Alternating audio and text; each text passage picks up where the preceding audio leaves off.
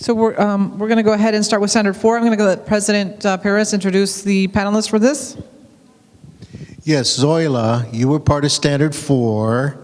So, and Mark Pursley, but he's not, is Mark in the room? Okay, so Zoila, I may refer to you on some of this. And then, of course, Joe Ramirez was part of Standard 4. And I was part of Standard 4 because I got involved, being the kind of person I am, I started writing stuff right away, particularly about what does the president do. So there's a part to that. So let's move on, if you can. The first slide is, Standard 4 is about leadership and governance. And the reason why we coupled it with Standard 1 today is because much of the planning is done through shared governance and through the leadership of faculty, staff, and administration and students. And Standard 4A, the first one, is decision-making roles and processes. And they are looking to environment of empowerment, innovation, and institutional excellence. Does our governance process and leadership promote empowerment, innovation, and institutional excellence? The second is, do we have a written policy on decision-making practices? Is there a policy on how we make these decisions through the planning process and shared governance? And finally, do faculty administrators have a clearly defined role in governance? How has the college responded? First, there are policies and procedures for empowerment, innovation, and excellence. Missions, shared governance, and planning processes encourage empowerment, innovation, and excellence. And the next chart that you're going to see kind of shows you how that works. These shared governance and planning processes are written and accessible to the entire college community. Each shared governance committee has a charter. Each shared governance committee has a composition and what their roles and responsibilities are. Faculty and administrators have a clearly defined role as seen in the shared governance and planning chart. So if you want to go to that chart, this is our shared governance committee structure. And again, all of this is going to be on the website, so you'll have a copy of it. It's also in the self-evaluation. You'll see at the very bottom, we have Student Services Committee, Professional Staff Development Committee, Facilities, Budget and Planning, Technology, and Educational Planning. They feed into the Shared Governance Task Force, which kind of reviews all of the activities of all those shared governance committees. They also feed into the information that's provided by some of these committees under the College Council. For instance, Enrollment Management Committee, which Michael Allen, now our new Vice President, is revitalizing and moving forward. And an Accreditation Steering Committee, which is in existence right now with the co-chairs, Danny Villanueva, Madeline Hernandez, Pat Flood, and Angela Echeverry, and as well as all the members of the steering committee who are meeting again this Thursday and going throughout this whole process of development of self-evaluation and follow-up. All that feeds into the College Council, which is the main college decision-making body in the sense of making recommendations on facilities, budget, and technology, and staff development, and student services, all EPC, the master plan, everything comes to the College Council, so that's the hub. Then the College Council makes recommendations to the president based on their decisions about where to go. The president then confers with Academic Senate, as well as the unions, AFT Faculty Staff Guild. Under the Academic Senate is perfectly in the Shared Governance AB 1725, their responsibility they have 10 different responsibilities, but under them, they have the curriculum responsibility to make sure our curriculum is updated. New curriculum goes through a vetting process, and that's under the Academic Senate, as well as Faculty Hiring Committee, which helps prioritize hiring of full-time faculty, which you just recently completed, and we'll be having a meeting, I guess, in March to finalize that priority list. So that's how our shared governance process works. I must commend Mission College for its diligence in the last 6 years to put this together, because the last time around we didn't have this structure, and the hard work of everyone that got involved in that must be commended. Next slide. You already saw this. This is our resource approval process, which is part of, again, going through College Council. And what information does the standard cover? Well, one of the things it covers under Standard 4B is Board of Trustees and Administrative Organization. So 4B2 all the way down to 4B2E is all about the President's office. What kind of things the President does in terms of planning, overseeing the administrative structure, institutional improvement, implementation of statutes, controlling budget and expenditures, and communicate effectively with community.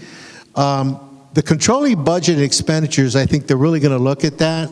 What control mechanisms does the college have and the president have at his or her disposal? Because some colleges are getting in trouble because they're not controlling their costs. And that's why the president has to work very closely with his vice presidents to make sure we keep an eye on costs.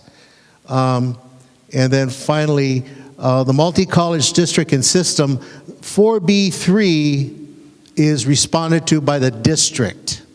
So in 4B, there is the college leadership and governance, and there's the district leadership and governance. The district responded to that aspect, and I think, as you heard from Angela, our chair of our college is also the chair, what they call the chair of chairs, that will be evaluating the district. So Mike Rota is going to be going to the district on Monday. He's starting here with us on Tuesday morning, March 12th. Monday, March 11th, he's going to be a district, evaluating the district and their governance system. Next, please. So in terms of the responses to Standard 4B with the president, there are key data. They're kind of looking at what are some key data, again, like in planning. Do we make data-driven decisions? And happy to say at the president's disposal, we have the annual ARC report, which is the accountability report for community colleges that's filed every year.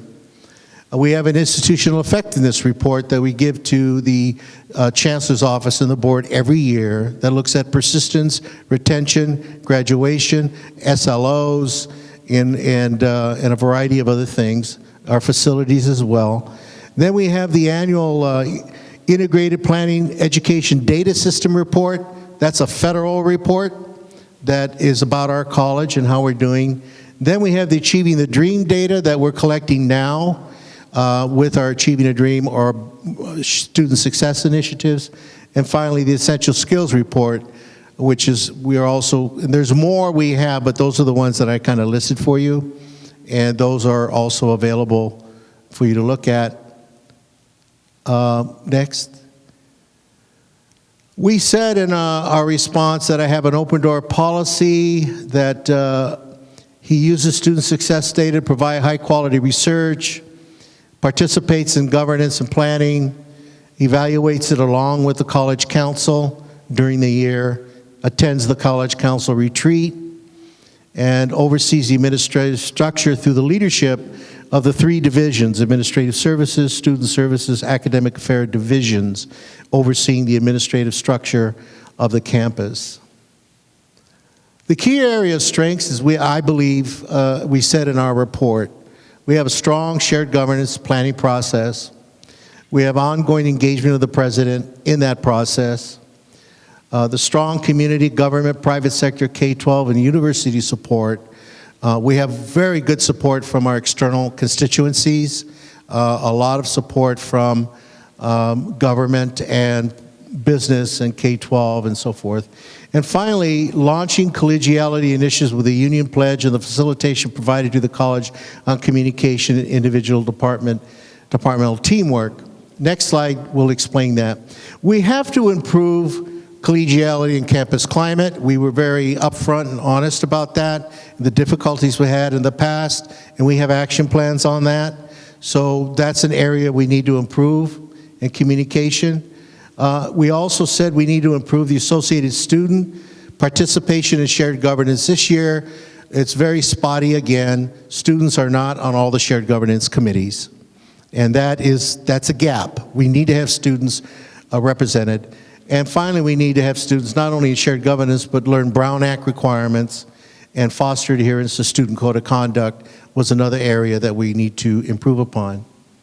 So our action plans, and Joe and Zoila, I'm sorry I stole the show, but I wanted to, you're okay with it? Is the college will use various methods to improve collegiality, campus climate, effective communication through diversity workshop, facilitation for specific department and areas, and leadership meetings by spring of 2014. And then finally, the other action plan is we'll work with ASO to encourage and ensure student representation. And I think there's one more, or is that it? Yeah, there it is. And one other action plan, and this is why I'm really glad that the three vice presidents is here, because we really need to do more with the Student Support Services Committee, College Council, associated students, involving academic affairs and administrative services is supporting that. We'll collaborate in efforts to conduct various workshops, ongoing basis to improve student awareness of college governance. Again, the Brown Act, Student Code of Conduct. So the student services along with College Council, ASO are going to take responsibility to start offering workshops for our students and others on the need to work together in those areas. So that's something we saw we needed to do. Any questions or any comments, Joe or Zoila? Go ahead. I think that this is a standard that if you all look at and read, you learn more about the way that the campus actually operates in terms of leadership and governance. And governance is a huge issue, just campus-wide, district-wide, and I think we've covered a lot here, and there were some questions and some concerns that were brought up as we were writing Standard 4. And I think they were answered, you know, and so read through this. This is a very important part because Mission College, and I shared this with Dr. Perez a couple of weeks ago. I've only been here, I'm in my 8th year. And somebody mentioned earlier about leadership, and sometimes when we have a change of leadership, it disrupts the flow of even accreditation. And since I've been here, I've worked with 6 presidents, 4 or 5 VPs of academic affairs, 3 CFOs, several deans in academic affairs, a couple of deans in student services. And really, this part in Standard 4 really leads to how we govern our campus.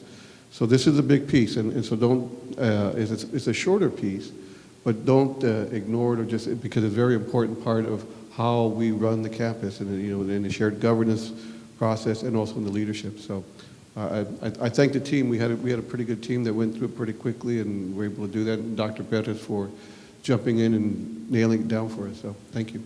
Thank you, Joe. Zoila, do you have anything? Okay, perfect, okay. Any questions? Again, this will be on the website. The people, Zoila, Joe and I, Mark Persley and others, they're open to questions if you have any. So thank you so much. Thank you, Angela. So I want to thank all of the panelists for giving the presentation and also all the faculty and staff for attending.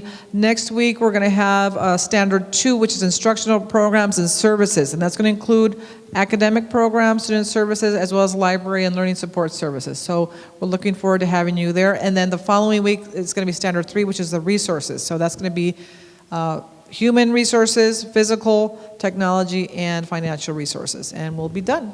We also are going to have a town hall meeting in where we're going to explain the logistics of the visit, what to expect, you know, who are they going to interview, how many days they're going to be here, what's going to happen each day, and we'll also go over the team composition. So thank you for coming. Are there any questions or anything you'd like to add?